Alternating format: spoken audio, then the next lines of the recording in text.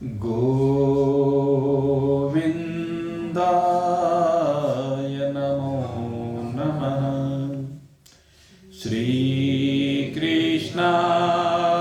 नमो नमः। नारायणाय नमोस्तुते।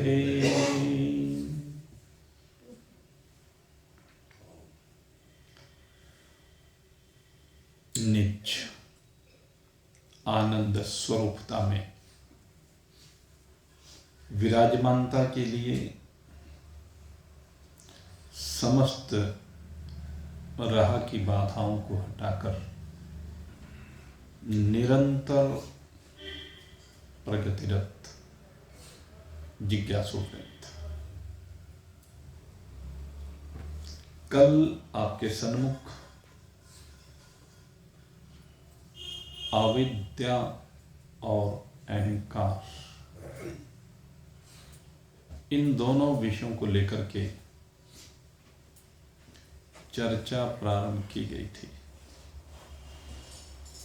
और बताया गया था कि अविद्या का अर्थ है जो हम हैं अपने आप को वह न समझ करके अपने में दूसरे का आरोप कर लेना, अर्थात दूसरे को अपना आप समझ लेना। जैसे ये देह का हम अपने में आरोप करके अपने आप को देह मानने लगते हैं, जबकि ये देह विकारी है, विनाशी है, अनित्य है, क्षणभंगुर है, रहने वाली नहीं है।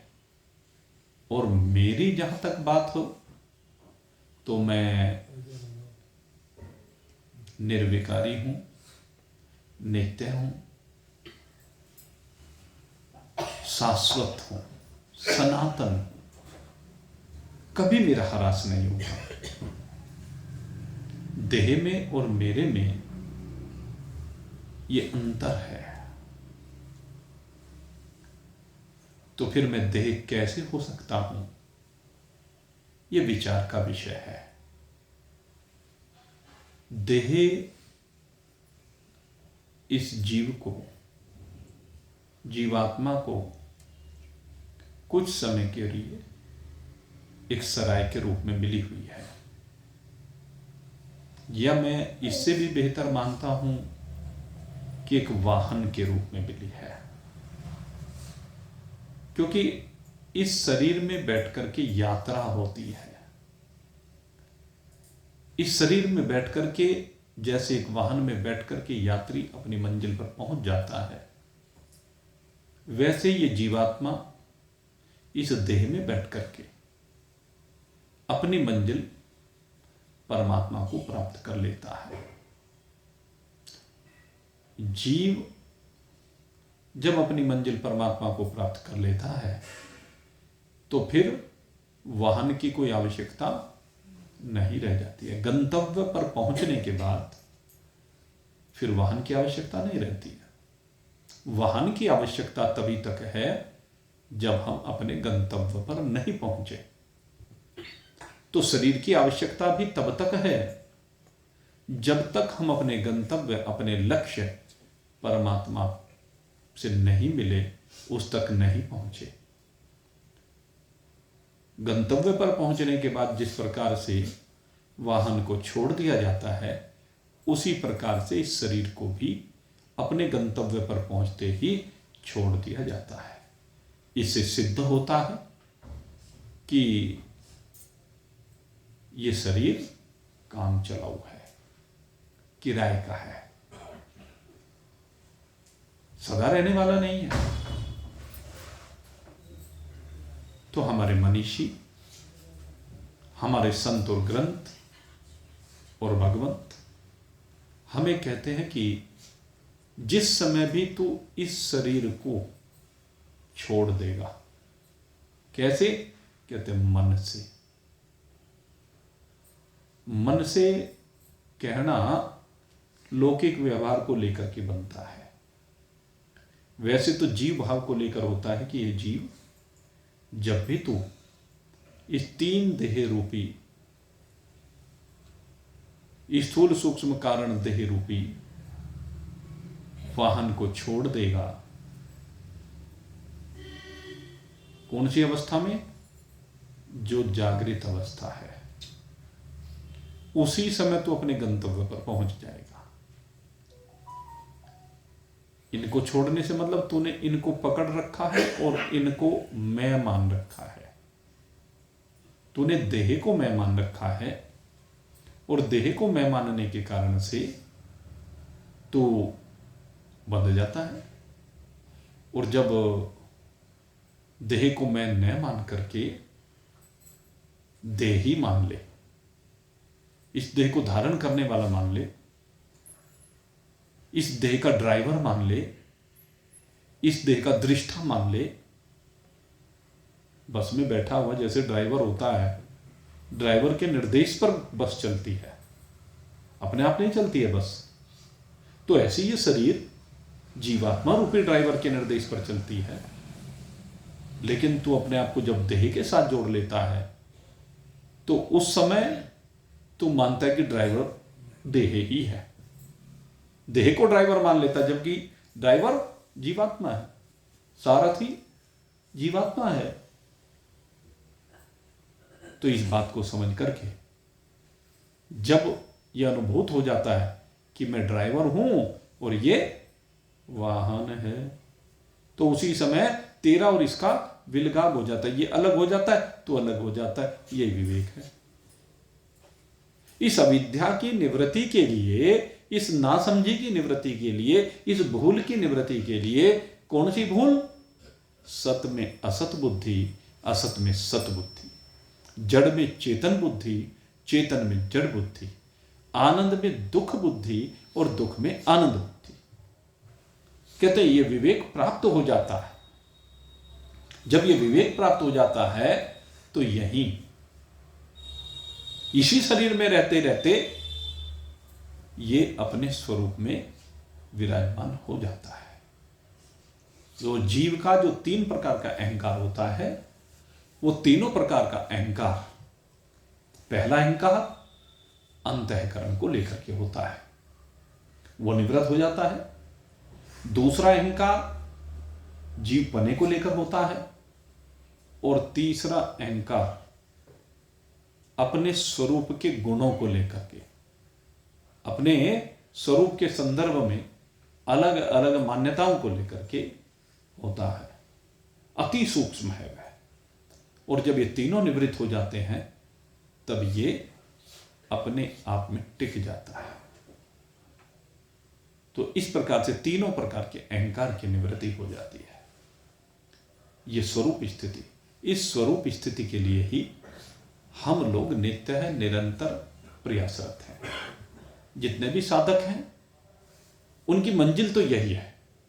वो अलग बात है कि मंजिल कुछ को पता है और कुछ को नहीं पता है। क्योंकि जब कोई जीव साधना को प्रारंभ करता है, वो किसी न किसी की प्रेरणा से प्रारंभ करता है। ये प्रेरणा परिवार की प्रेरणा हो सकती है, ये प्रेरणा किसी मंदिर के पंडित जी की प्रेरणा हो सकती है, ये प्रेरणा समाज में कुछ अच्छा देख करके स्वतः भी हो सकती है। और ये जो प्रेरणाएं होती हैं, इनमें क्या होता है कि सबसे पहले उसको लगता है कि दूसरे की सेवा करो। सबसे पहले सेवा का भाव मन में आता है। और ये जो सेवा का भाव आता है मन में, उसको सेवा करके कुछ शांति मिलती है, तो वो सेवा को अपना उद्देश्य मान लेता है, अपनी मंजिल मान लेता है। लेकिन सेवा मंजिल नहीं है, सेवा रास्ते का एक पड़ाव है। लक्ष्य पर पहुंचने के लिए सेवा एक पड़ाव है। वो सेवा चाहे मनुष्यों की हो, वो सेवा पशु पक्षी कीट पतंग की हो, किसी भी प्रकार की किसी की भी जो सेवा है, वह सेवा एक पड़ाव होता है उन्नति की ओर बढ़ते हुए। जैसे हमें भगवान बद्रीनारायण के दर्शन के लिए जाना है, अब तो साधन हो गए, आप चाहें तो बहुत शीघ्र भी जा सकते हैं, 2-3 घंटे में भी आप सुबह से शाम तक भी जा सकते हैं। लेकिन पहले साधन नहीं हुआ करते थे, तो क्या होता, बीच बीच में पड़ाव डालने होते थे। तो जैसे यहां से चले और पहला पड़ाव कहते हरिद्वार में डाल लिया जाए। हरिद्वार में चित्त पावन हो जाता है। हरिद्वार में गंगा जी का स्नान करके चित्त की शुद्धि होती है। शरीर की शुद्धि तो होती है, चित्त की शुद्धि भी होती है। तो ये जो सेवा है, ये गंगा स्नान के समान है, जिससे चित्त की शुद्धि होती है, निर्मलता आती है जीवन में। लेकिन ये मंजिल नहीं है। हमें हरिद्वार में रुकना नहीं है, हमें भगवान बद्रीनारायण के दरवाजे पर पहुंचना है। ये तो दरवाजा है, हरिद्वार हरि का दरवाजा है। अर्थात अब यहां से आप प्रवेश कर रहे हैं, उनके लोक में प्रवेश हो रहा है। और लोक में प्रवेश होने पर भी, जैसे मान लीजिए पहले राजे रजवाड़ा जब हुआ करता था, कहते थे, तो राजा किलों के अंदर रहा करता था। तो सबसे पहले किले का गेट हुआ करता था, तो उस गेट से प्रवेश करते थे।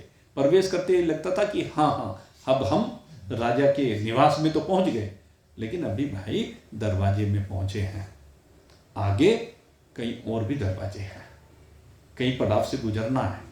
तो ऐसी ये सेवा पहला पड़ाव है, सेवा मंजिल नहीं है। परोपकार पहला पड़ाव है, मंजिल नहीं है। परोपकार के जितने भी कार्य हैं वो मंजिल नहीं है, वो बीच के पड़ाव हैं, उन्नति के पड़ाव हैं, उन्नति की ओर ले जाने वाले हैं। तो बहुत से लोग केवल यहीं तक सीमित रह जाते हैं कि भंडारे चला रहे हैं, तो केवल भंडारे तक अपने आप को सीमित कर लेते हैं। भंडारा चलाना बहुत अच्छी बात है, लेकिन भंडारे तक सीमित हो जाना ये अधूरापन है। गरीबों की सेवा करना एक पड़ाव है, अच्छा कार्य है, लेकिन यहां तक सीमित हो जाना ये अधूरापन है। और भी जो भी कार्य है, ये सब उन्नति के द्योतक हैं, लेकिन मंजिल नहीं है।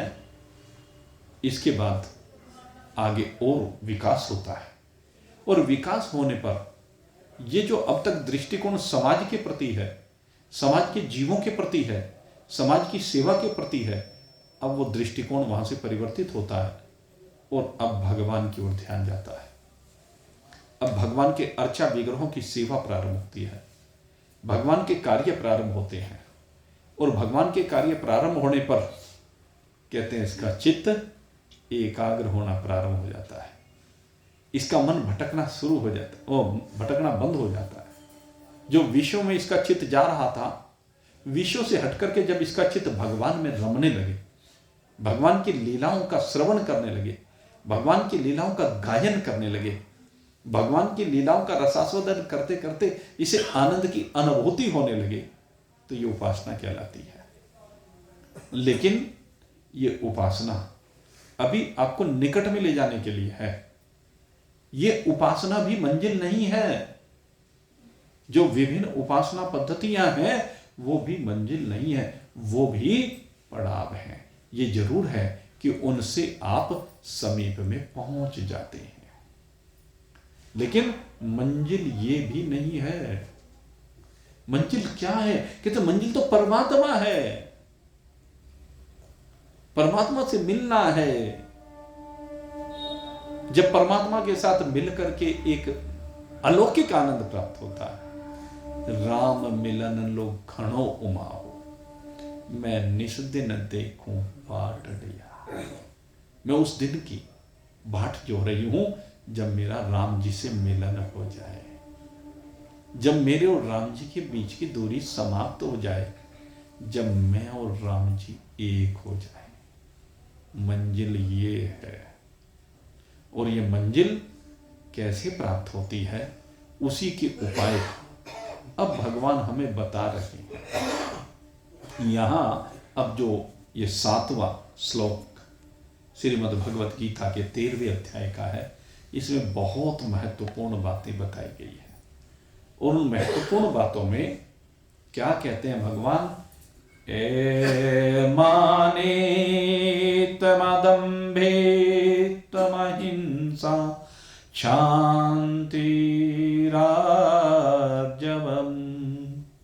आचार्योपासनं शौचम् स्थैर्यमात्मनिग्रह। इसमें जो बात आती है, कहते हैं अपने में बिल्कुल मान का अभाव हो, किसी भी प्रकार का मान ना हो, अमानित्व। दूसरे का अदम्भित्व, कहते कोई दंभ ना हो, कोई दिखावट ना हो, कोई बनावट ना हो। हम जो हैं सो हैं, किसी को क्या दिखाना है कि मैं ये हूं। अदम्भित्व, अहिंसा, किसी प्रकार की मन से, वाणी से, शरीर से किसी प्रकार की कोई हिंसा ना हो। शांति, हर प्रकार की आपके जीवन में शांति हो, क्षमा का भाव हो, अपने शत्रुओं को भी, जो शत्रुता करता है उसको भी क्षमा कर देने का भाव, अनिष्ट कर देने वाले के प्रति भी क्षमा का भाव हो, जीवन में बिल्कुल सरलता हो। और एक बहुत बड़ा भाव जिसके बारे में बहुत सी भ्रांतियां रहती हैं, आज भगवान उस भाव को बहुत विशेष रूप से समझाने जा रहे हैं। आचार्योपासना, आचार्योपासना, क्योंकि इसके बारे में बहुत भ्रांतियां। यहां पर आचार्य किसे कह रहे हैं? आचार्य वैसे तो हम देखा जाए तो जो भी कोई उपदेश देने वाला हो, जो भी कोई राह दिखाने वाला हो, जो भी सन्मार्ग पर ले जाने वाला हो, वह सब आचार्य कहलाते हैं। लेकिन यहां पर भगवान जो आचार्य बात कर रहे हैं, इसे आचार्य कहिए, सदगुरु कहिए, ये वो है जो जीवन मुक्त है, जो ब्रह्मवित् भी है और ब्रह्मनिष्ठ भी है। यहां पर उस आचार्य की बात, यहां पर केवल ब्रह्मनिष्ठ की बात नहीं की है। देखो, दो चीजें होती हैं, ये एक ब्रह्मवित् होता है, एक ब्रह्मनिष्ठ होता है। ब्रह्मनिष्ठ का मतलब है जो परमात्मा में विराजमान है, अपने स्वरूप में विराजमान है, उसको ब्रह्मनिष्ठ कहते हैं। लेकिन उसे आचार्य नहीं कहा जाएगा। आचार्य क्यों नहीं कहा जाएगा? उसने गुरुओं की सेवा करके, भगवान की कृपा प्राप्त करके अपनी स्वरूप स्थिति तो प्राप्त कर ली है, लेकिन उसके अंदर यह सामर्थ्य नहीं है कि वो जो शिष्य उसकी शरण में आते हैं उनको भी उस ब्रह्म ज्ञान को करा सके, उनको भी उनके स्वरूप का बोध करा सके। यह सामर्थ्य ब्रह्मनिष्ठ में नहीं है। इसलिए कहा कि ब्रह्मनिष्ठ के साथ ब्रह्मविद्ध होना जरूरी है। जिसने अपना तो कल्याण कर ही लिया हो और कोई जिज्ञासु, प्रबल जिज्ञासु, सामान्य जिज्ञासु की बात नहीं करते हैं, क्योंकि सामान्य जिज्ञासु तो अभी लाइन पे लगा हुआ है। लेकिन जिसके अंदर तीव्र जिज्ञासा, पिपासु है, जो तड़फ रहा है, कहते हैं ऐसा शिष्य जब उसकी शरण में आता है तो कहते हैं उसके समस्त संदेहों का, समस्त संशयों का, समस्त आवरण का जो हरण कर ले, इन सब को हटा दे, वो ब्रह्मवित् कहलाता है। क्योंकि उसके पास अपना अनुभव भी है, उसके पास श्रुति का ज्ञान भी है, और श्रुति के ज्ञान को विभिन्न युक्तियों को दे दे करके समझाने का तरीका भी है। बच्चे को बच्चे की भाषा में समझा देने की सामर्थ्य है उसमें। तो यहां पर भगवान कहते हैं ऐसा अगर कोई आचार्य मिल जाए तो कहते हैं उस आचार्य की तीव्र जिज्ञासु सेवा करे। यह सबसे बड़ी बात है, सेवा, गुरु की सेवा। कहते हैं सेवा कैसे हो? कहते हैं दंडवत प्रणाम करे, ये गुरु की सेवा में आता है। उसका आदर करे, उसका सत्कार करे, दिल से आदर करे और सत्कार। सत्कार का मतलब जब भी मिले, जहां भी मिले, देश काल परिस्थिति के अनुसार पूरा सत्कार हो। अगर गुरु सौभाग्य मिल जाए उसे कि गुरुदेव उसके निवास पर आ जाएं, तो कहते हैं ये भाव रहे कि क्या ना कर दूं, आज इनकी सेवा में क्या ना अर्पण कर दूं, हर प्रकार से उनकी सेवा करे।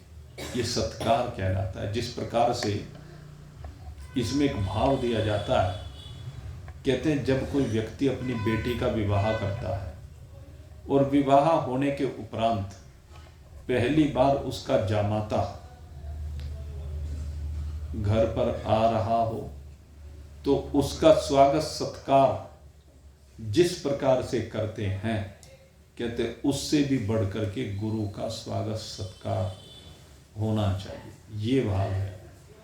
यहां पर कहते हैं देश काल परिस्थिति के अनुसार आदर सत्कार करना और उनके शरीर को भी सुख पहुंचाने की जितनी शास्त्र विहित चेष्टाएं हैं, जितने शास्त्र के अनुसार कार्य कहे गए हैं, कहते हैं आचार्य के लिए वो सब करना, ये उनकी उपासना कहलाता है। गुरु का आदर करना, उनको प्रणाम करना, उनके शरीर को सुख पहुंचाने के लिए कार्य करना, ये सब उपासना है गुरु की।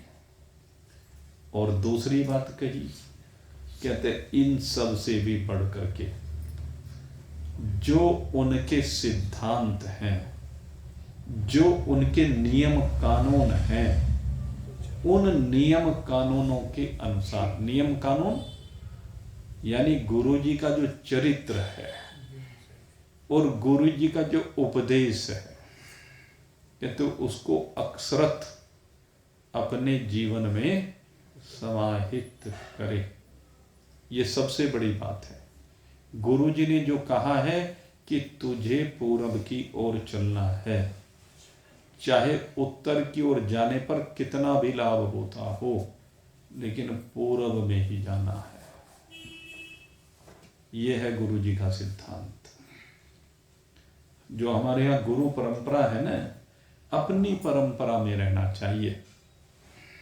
कहते हैं स्वधर्मम निधनम श्रेय पर धर्मो भयावह। अपने धर्म में मरना भी श्रेयकर है, चाहे दूसरे का धर्म कितना ही श्रेष्ठ क्यों ना हो, वो भयावह है। दूसरे में जैसे वो एक बार क्या हुआ कि एक गुरु जी का चेला, तुकाराम का चेला, और वो चेला जो है गुरु जी के पास रहता था। एक बार गुरु तुकाराम को कुछ संदेशा देना था समर्थ गुरु रामदास को, तो गुरु जी ने चेले जी को संदेशा लिख करके और दे दिया कि जाओ वहां गुरु समर्थ गुरु रामदास के पास और उनको जाकर के ये मेरा संदेशा दे देना। अब तुकाराम जी के पास से पैदल चलता चलता बेचारा अपना पहुंच गया और वहां पहुंच करके समर्थ गुरु रामदास के पास गया, जाकर के उनके चरणों में साष्टांग प्रणाम किया और कहा, गुरुदेव, मेरे गुरुदेव ने आपके पास भेजा है, मैं गुरुदेव तुकाराम जी का शिष्य हूं। कहने तुकाराम के शिष्य हो कि हाँ। कहले आओ, स्वागत है। अब समर्थ गुरु रामदास जी के पास तो बड़ा वैभव था।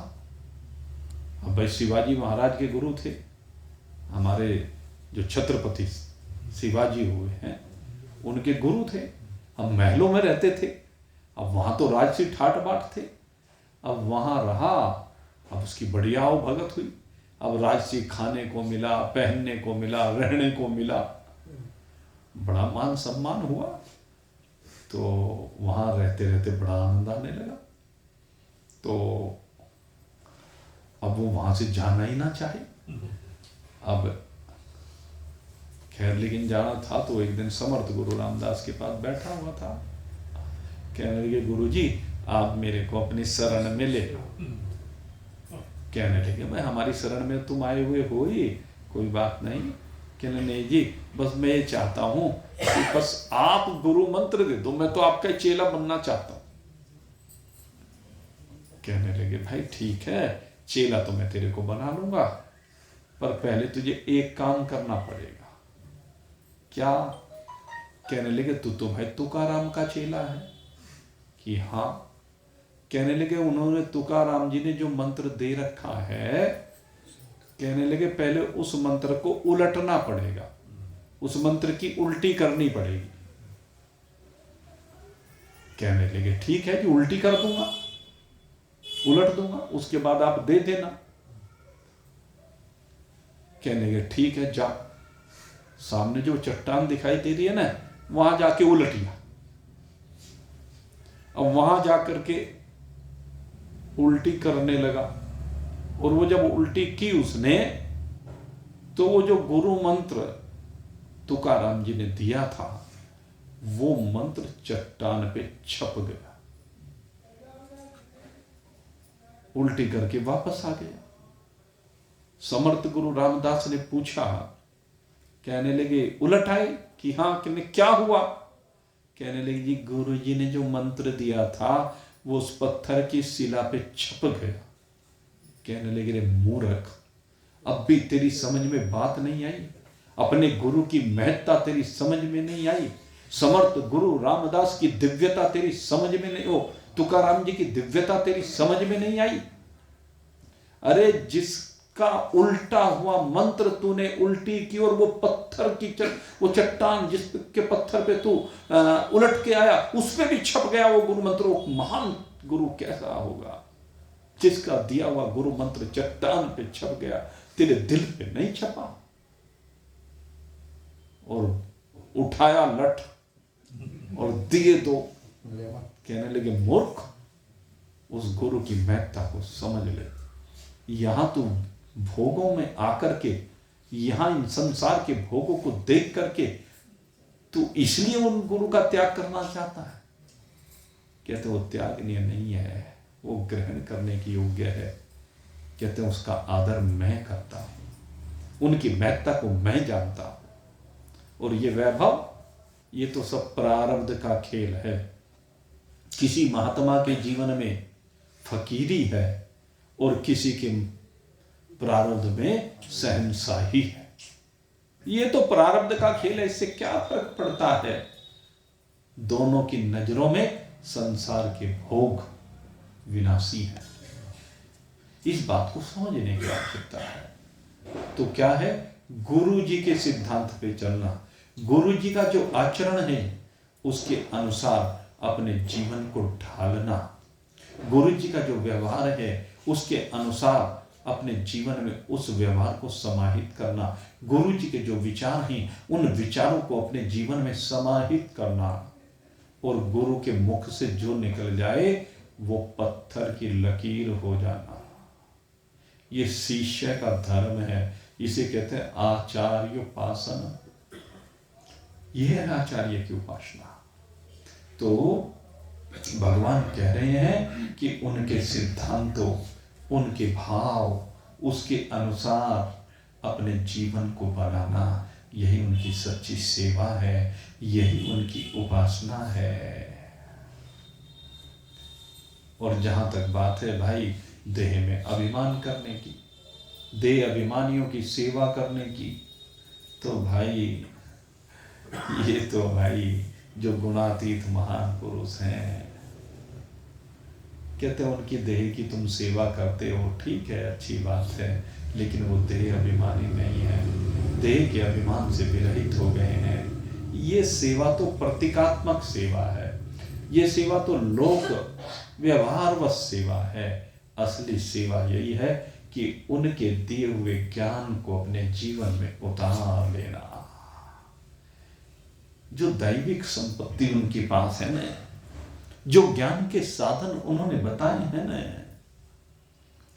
कहते हैं उनको जीवन में उतारना। और फिर कहते हैं कि भाई भक्ति मार्ग है और ज्ञान मार्ग है। कहते भक्ति मार्ग में इतनी आवश्यकता नहीं है, लेकिन भाई ज्ञान मार्ग में तो गुरु की हर क्षण आवश्यकता है। ये जो ज्ञान का मार्ग है ना, क्योंकि ज्ञान पंथ कृपान की धारा, ज्ञान का मार्ग तो नंगे पैर नंगी तलवार पे चलना है। और इस पर जो चलता है ना भाई, बस डिसबैलेंस होने में देर नहीं लगती है। इसलिए कहते हैं इस मार्ग पे तो गुरु की पग पग पे आवश्यकता है।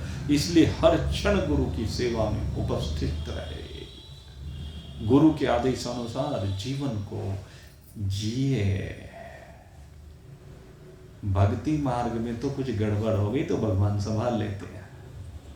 भक्ति मार्ग में एक सबसे बड़ी विशेषता यह है कि भक्ति मार्ग में ये भक्त भगवान के आश्रित रहता है, तो उसका जो योग क्षेम की बात होती है वो सब भगवान अपने आप देख लेते हैं।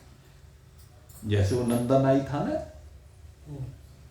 नंदा नाई जब भगवान की कथा सुनने के लिए मंदिर में बैठ गया और दुर्योधन की सेवा होनी थी, तो भगवान स्वयं सेवा करने के लिए पहुंच गए। वो तो कथा में बैठा है, वो भगवान दुर्योधन की सेवा कर रहे हैं, उसके पैर दबा रहे हैं, मालिश कर रहे हैं। ये है योगक्षेम, भगवान अपने भक्तों का इस प्रकार से करते हैं। और ऐसी एक नहीं अनेक घटनाएं आती हैं। लेकिन फिर बता दें, भक्ति मार्ग भी पड़ाव है। भक्ति मार्ग मंजिल नहीं है, मंजिल तो ज्ञान मार्ग ही है। अब जो जहां पर टिका हुआ है बीच में, वो उसी को मंजिल मान लेता है, इसलिए उसमें अधूरापन रह जाता है। भगवान समझा रहे ये बात किसी व्यक्ति विशेष की बात नहीं है, भगवान की बात है। भगवान कहते हैं कि मंजिल तो मिलन है, मंजिल तो एक रूपता है। जब तक मिलन ना हो मेरे मित्रों, तब तक मंजिल कहां मिली? मंजिल तो तभी मिली ना जब एक रूपता हो गई। तो इसी जीवन में भी यही है, बार बार जो भी हम काम करते हैं तो उसमें मंजिल मिलना कब कहा जाता है?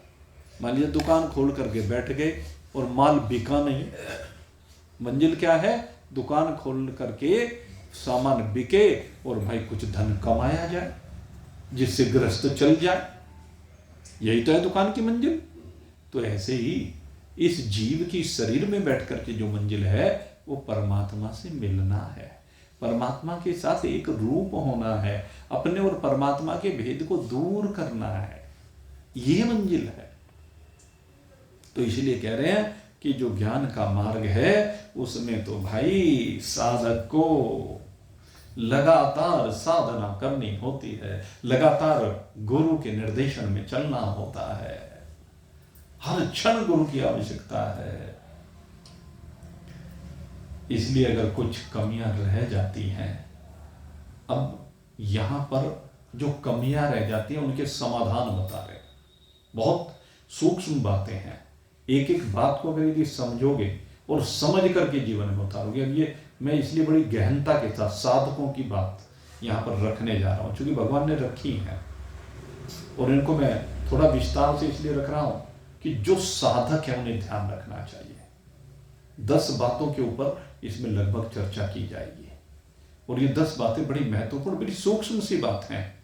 और जरा उन सूक्ष्म बातों को समझ करके और फिर उनको धारण करना, जो कमियां हैं उनको दूर करना। सबसे पहली बात कहते हैं एक तो शास्त्र से हमें ज्ञान प्राप्त होता है और एक संत से ज्ञान प्राप्त होता है। और जब शास्त्र से और संतों से ज्ञान प्राप्त करता है ये साधक, तो उसके बाद इसकी धारणा निश्चित होती है। और वो जो धारणा निश्चित होती है उसमें कहते हैं जब शरीर को अपने से अलग मानता है, मानना ही है, शरीर अलग है, लेकिन कहते हैं जिस समय ये स्थिति आती है, ये स्थिति हर एक की नहीं आती, क्योंकि ज्यादातर तो अपने को शरीर ही मानते रह जाते हैं। लेकिन जब साधक अपने को शरीर से अलग मानता है तो उसे शांति मिलती है, इसमें कोई दो राय नहीं।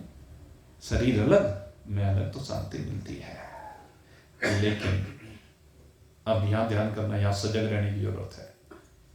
कहते जिस समय अपने आप को अलग देखने लगे, शरीर को अलग देखने लगे, अपने को शरीर का दृष्टा देखने लगे, तो उस समय यह अहंकार न करे कि मुझे ज्ञान हो गया है। इस स्थिति में अभी यह नहीं कि ज्ञान हो गया है, अभी ज्ञान नहीं हुआ। यह एक अवस्था है साधक की कि शरीर उसको बिल्कुल प्रत्यक्ष अलग दिखने लगता है, शरीर अलग पड़े हुए दिखने लगता है, शरीर हवा की तरह से किसी को दिखने लगता है, किसी को शरीर मिट्टी की तरह से दिखने लगता है, और मैं उसका देखने वाला दृष्टा उससे। तो उस स्थिति में मान लेता है कि मेरे को तत्व ज्ञान प्राप्त हो गया है। लेकिन जैसे लोक व्यवहार में आता है, और लोक व्यवहार में आने पर थोड़ी सी भी मान अपमान की स्थिति आती है, गौर करना इस बात पे। थोड़ी सी भी अनुकूल या प्रतिकूल घटना घटती है तो उस समय अब है दृष्टा बनने की बात। जब थोड़ी सी भी अनुकूल या प्रतिकूल परिस्थिति आए, थोड़ा सा भी मान और अपमान हो, लाभ और हानि हो, जय और पराजय हो, मिलना और बिछोड़ना हो, संयोग वियोग हो, तो उस समय अंतःकरण की स्थिति क्या है, ये ध्यान करने की बात है। उस समय अंतःकरण में कौन सी धारा का प्रवाह हो रहा है कि नहीं हो रहा है। अनुकूल में अगर हर्ष की लहर का प्रवाह हो रहा है,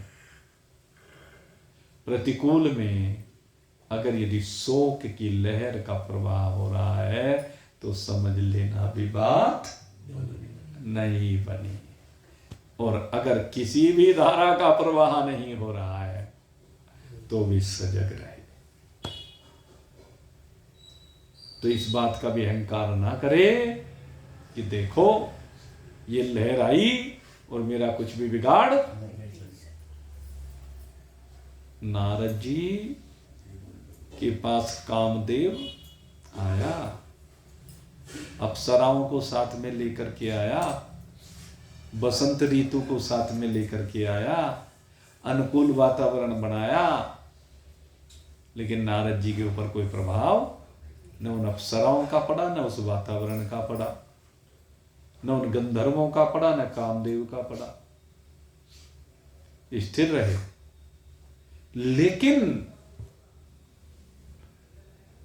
जब कामदेव चरणों में आकर के गिर गया, क्षमा याचना करने लगा, मुझे क्षमा कर दो, और उसके बाद क्या हुआ कि देखो आज वास्तव में मैंने कामदेव को जीत लिया कि मेरे ऊपर कामदेव के अस्त्र शस्त्रों का, इन अप्सराओं का, इन गायन करने वाले गंधर्वों का, इन बसंत ऋतु आदि का, कामदेव के पुष्प बाण का कोई प्रभाव नहीं हुआ। ये बीज पड़ गया। यहां पर ये भाव आना कि मैंने कामदेव के ऊपर विजय प्राप्त कर लिया, अब तो पक्का हो गया मेरे अंदर काम नहीं है, यही जन्म हो गया काम का, यह अधूरापन आ गया। तो सजग रहने की आवश्यकता है कि देह अलग और मैं अलग, जब ये अनुभूति होने लगी, ये साधना काल में होने लगती है अनुभूति, साधना काल में हो जाती है, सिद्ध काल की बात नहीं है। सिद्ध अवस्था दूसरी अवस्था है, यह भी साधना अवस्था में ही हम शरीर से अलग, ये तो बहुत शुरुआती दौर में हो जाती है, मैं आपको बताऊं। जब हम प्रयास करते हैं तो हो जाती है। जैसे मैं कहता हूं, आप सबसे पहले श्वास के दृष्टा बनिए। श्वास जब आती है और जाती है उसको देखो, श्वास को अपने से देखो अलग होकर के। क्या होता है कि हम जैसे ही श्वास नासिका के माध्यम से अंदर जाती है तो वो शरीर रूप हो जाती है, हमें पता ही नहीं लगता। लेकिन जब आप दृष्टा बन करके देखेंगे तो वो श्वास आपको अंदर तक जाती हुई महसूस होगी, नाभि तक, और जब छोड़ेंगे तो नाभि से बाहर तक जाती हुई महसूस होगी। तो जब आपको अलग अलग महसूस होने लगे तो आपको पता चल जाएगा कि प्राण है और ये प्राण शरीर को ऊर्जा देने का काम कर रहे हैं। ये अलग है, ये शरीर नहीं है, विलग है। जैसे श्वासों के आप दृष्टा बन जाएं, जैसे जो अग्नि पड़ रही है, शरीर को जला रही है, शरीर में प्रविष्ट हो रही है गर्मी की ऋतु में, उसके आप दृष्टा बन जाएं। शीत ऋतु में जो ठंडी पड़ रही है, वो ठंडी जब शरीर के अंदर प्रविष्ट होती है तो जैसे श्वास प्रविष्ट हो रही है ऐसी ठंडी भी शरीर के अंदर प्रविष्ट हो रही है, तो इसके दृष्टा बन जाए, वो आपको अलग दिखने लगे। इसी प्रकार से ये स्थूल शरीर जब आपको अलग दिखने लगे, बिल्कुल मिट्टी की तरह से दिखने लगे, और मैं कहता हूं बिल्कुल वायु की तरह से दिखने लगे, असली भाव है ये वायु रूप सा जब आपको दिखने लगे, इतना हल्का कि वायु की भांति, तो उस समय आप अलग और शरीर अलग। लेकिन ये आत्मबोध की स्थिति नहीं है, पहली कंडीशन यहां पर यह लगाई। तो इस बात को समझना है, चूंकि इस स्थिति में बहुत से हमारे साधक पहुंचे हुए हैं, ये कोई विशेष बात नहीं है, इसमें तो बहुत पहुंच जाते हैं। अलग पड़ा हुआ जो शरीर दिखता है, तो उस स्थिति को ये ना समझ लें। मैं फिर कहता हूं ये पड़ाव है भाई, मंजिल नहीं है। उस स्थिति में ये समझे कि अभी शुरुआत है। अब दूसरी बात, किसी आदमी के द्वारा यहां एक बात यह कही गई कि अचानक इस शरीर के लिए जो नाम रखा गया है, वो किसी ने पुकारा, शिव कुमार। शिव कुमार के कानों से आवाज गई अंदर, और एकदम हाँ मैं शिव कुमार हूं। आ गया बात, ये शरीर का नाम है, मैं शिव कुमार हूं। ये क्या है? ये अहंकार है। ये अहंकार आ गया कि मैं शिव कुमार हूं। तो ऐसी स्थिति में समझ लेना चाहिए कि अभी शरीर से विलगाव नहीं हुआ है। अगर यदि किसी ने मुझे शिव कुमार कहा और मैंने अपने को शिव कुमार मान लिया, तो अभी विलगाव नहीं हुआ। तीसरी बात, कहते हैं जब साधना की ऊंची स्थिति होती है तो उस स्थिति में जो जागृत अवस्था है उसमें तो साधक को विवेक रहता ही है। जागृत अवस्था में विवेक रहना स्वाभाविक है। फिर जब निद्रा अवस्था आती है, सुसुप्ति आती है, तो सुसुप्ति में विवेक जाता रहता है, क्योंकि सो गया, कुछ ध्यान नहीं रहा। लेकिन कहते हैं कि जब जागता है, जागने पर साधक फिर से उस विवेक को पकड़ता है। जागृत से सुसुप्ति में गया, सुसुप्ति में भूल गया सब कुछ, सो गया, और फिर जब जागा तो फिर उसी विवेक को पकड़ता है कि मैं शरीर नहीं। वो इसमें भाव कहने का क्या आ रहा है, इस बात को समझने की जरूरत है। एक तो क्या है कि जागने के बाद स्वाभाविक रूप से उसको ये विवेक प्राप्त हो गया कि मैं, वो विवेक गया ही नहीं, ये समझ लीजिए, जागते एकदम विवेक है। और एक यह है कि जागने के बाद फिर से दृष्टि डाली, और दृष्टि डालने के बाद थोड़ी सी देर बाद दिमाग को घुमाया फिराया, तब जाकर के फिर से विवेक जागृत हुआ कि मैं शरीर नहीं हूं। तो समझ लीजिए अभी भी अधूरापन है, अभी भी अधूरापन है। अगर स्वाभाविक विवेक है उसमें जागृत, उसमें क्या है, अब यहां भाव क्या है इस बात को कहने के, क्योंकि यहां तो इतना लिख करके छोड़ दिया गया है। असली भाव यहां समझने की बात है कि जागृत अवस्था, स्वप्नावस्था और सुसुप्ति अवस्था तीनों अपने स्वरूप में आती रहती हैं, जाती रहती हैं। मेरा विवेक न जागृत में, न स्वप्न में और न ही सुसुप्ति में कहीं जाता है कि मैं ब्रह्म हूं। इन तीनों अवस्थाओं में सदा ही मेरा विवेक बना रहता है, मेरा ज्ञान बना रहता है। अवस्थाएं आती हैं, जाती हैं, आती रहे, जाती रहे, लेकिन मैं अपनी प्रतिष्ठा में अचल विराजमान हूं। अवस्था के आने से मेरे ऊपर क्यों प्रभाव पड़े? मेरे ऊपर प्रभाव पड़ने का मतलब है कि मैं उस अवस्था से जुड़ गया, सुसुप्ति अवस्था से मैं जुड़ गया, जबकि सुसुप्ति तो आने वाली है, जाने वाली है मेरे स्वरूप में। मेरा स्वरूप इनमें आने जाने वाला नहीं है, अपितु मेरे स्वरूप में आने और जाने वाली ये तीनों अवस्थाएं हैं। मैं इन तीनों अवस्थाओं से अतीत हूं, इसलिए मेरा विवेक सुसुप्ति में भी जाता नहीं है। इस स्थिति को समाधि की चौथी स्थिति कहा गया है। जो समाधि कहते हैं ना, कहते हैं उस अवस्था में सदा ही विवेक रहता है, सदा ही भाव रहता है कि हम ब्रह्मास्मि, इससे बाहर ही नहीं निकलता है। तो ये अवस्थाएं आने वाली हैं, जाने वाली हैं। मैं इन अवस्थाओं से बिल्कुल विलग शुद्ध सच्चिदानंद घन ब्रह्म हूं। तो मेरी जो ये वास्तविकता है, इस वास्तविकता को समझे रहे भाई, और समझ करके अपने स्वरूप में हम सदा स्थित रहें। इन्हीं शुभ भावों के साथ आज के सत्संग को अब यहीं पर विश्राम दे रहे हैं। कल वैसे तो रविवार है, लेकिन कल भी सत्संग करेंगे, पर परसों अवकाश रखेंगे। 3 तारीख को भाई अवकाश रहेगा, बस कुछ काम है, और फिर 4 को भी होगा। सोमवार का अवकाश रहेगा, लेकिन कल होगा रविवार में। तो आप सबके लिए बहुत बहुत शुभकामना करते हो। यहीं पर विश्वास। बोलिए सच्चिदानंद भगवान की